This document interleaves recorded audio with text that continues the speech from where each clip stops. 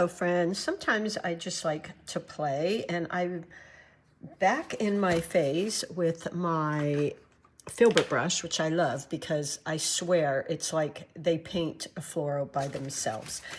I thought we'd just play today. I'm really also been playing with eucalyptus, which I've always loved, but I want to show you how fun it can be as just a filler.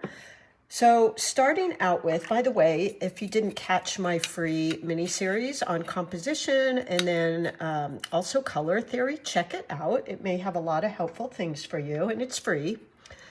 So I'm going to start, of course, with my beautiful hot pink. I'm using the Light Wish palette by Paul Rubin. Love it. I'm also going to, look at this color.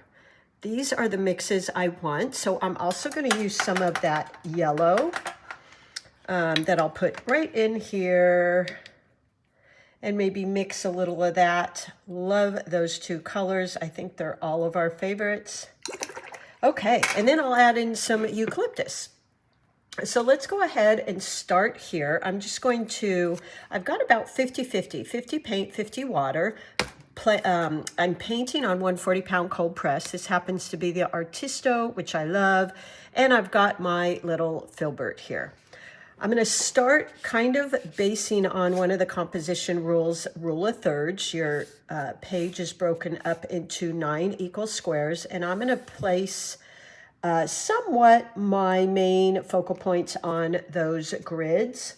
So if I had a tic-tac-toe box here, I want to place my flowers on the intersections approximately, which might be about like this.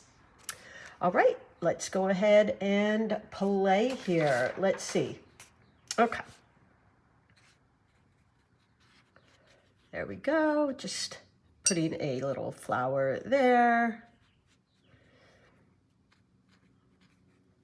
And what's fun about this brush is you can use it on either edge, on this edge or on the flat edge. So I kind of turned and twisted right there. If you just saw, I'm going to try this really pretty baby blue color that's in this palette. Paul Rubens always comes up with really fun, interesting colors. So let's just see what that does. I don't know, I had not tried this yet, so this is kind of something new and different, but I love using new colors, so I'm all about that. Let's see, so we'll place another one maybe right here. Ooh, so what happened is I used that baby blue and it turned into kind of this pastel-y type of purple, which is always fun. There we go. I'm going to rinse my brush, wash it, and then let's place another one over here. So I'm kind of doing this zigzaggy thing. And look, I'm dabbing, I'm playing with my brush, just kind of letting it dance around and do its thing. Maybe go in here. Really kind of loving that blue. It's kind of pretty, isn't it? Let me go for the little bit darker blue so it's right next to it. Maybe even some of that, because I love our that turkey blue, of course. There we go. Let's see what we get with that. It'll probably, make this beautiful purple. So I love doing this. I love smashing my brush. I say that not to totally ever smash the point, by the way. But just to kind of play and see what colors I get. So much fun. And now I'm just kind of adding on here. Let's go into that pink.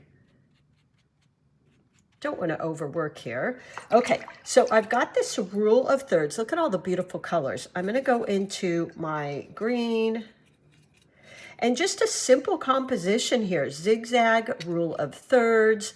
Placing them on not right in the center, but off to a third of the page. And then I'm going to use this green.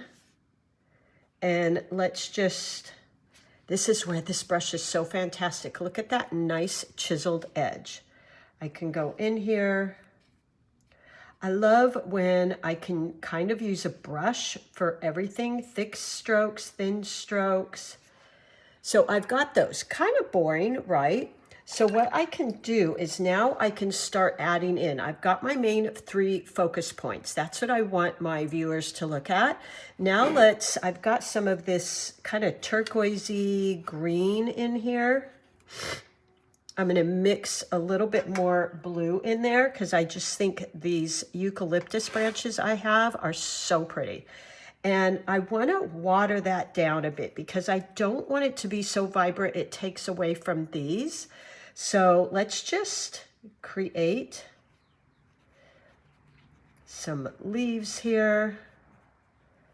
Just using kind of this side of my brush like that. I'm going to go in, tap in. There we go. I feel like I want to pick a little bit more of that green up. And I'm just going to start adding in a bit here and there of these beautiful eucalyptus.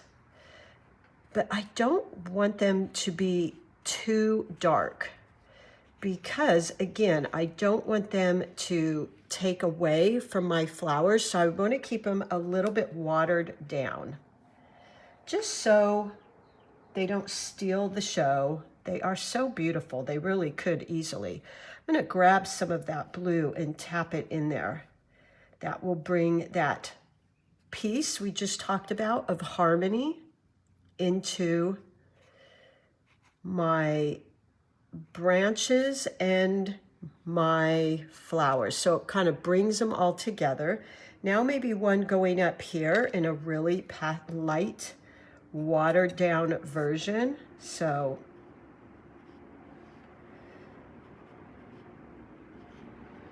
there we go.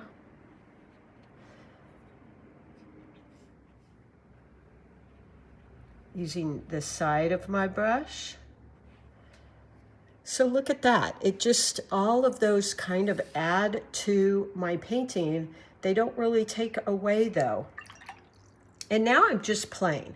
I'm going to go in and add a little bit more of that blue because I love the blue in eucalyptus. I think that's what just makes it so beautiful. I've been picking tons of it. I hang it in my shower. So pretty. And maybe just a little bit more here. In a very washed out, pale green hue. Like that. Just kind of fun. Maybe I have a little one coming out here. A little bit more of that blue, just the tiniest touch. Just barely picking any up on my brush. Ah, so fun. So my point in showing you this was I added in kind of filler, but I really am trying to keep my main focus point, those beautiful pink flowers. I could even go in, dip my brush into a little darker value, meaning this now is probably about 45%. I'm sorry, not 45, 85% pigment and the rest water. And I'm going to go in and just add a few more petals here. And this will make these really pop out in front. Look at that depth it creates. There we go.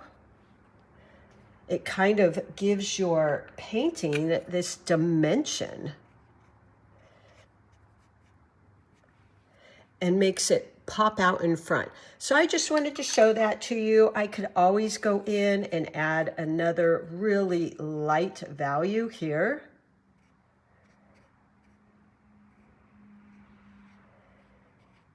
Just to look like it's in the background. But still, you know, working with those values so they don't take away from this here, because these pink flowers are really my intention for where I want my viewers' eyes to go. So there you go. I hope you give it a try. Definitely try out. My brush is sold out until this summer, but I will definitely link a Princeton Velvet Touch. These are fantastic brushes if you haven't tried them.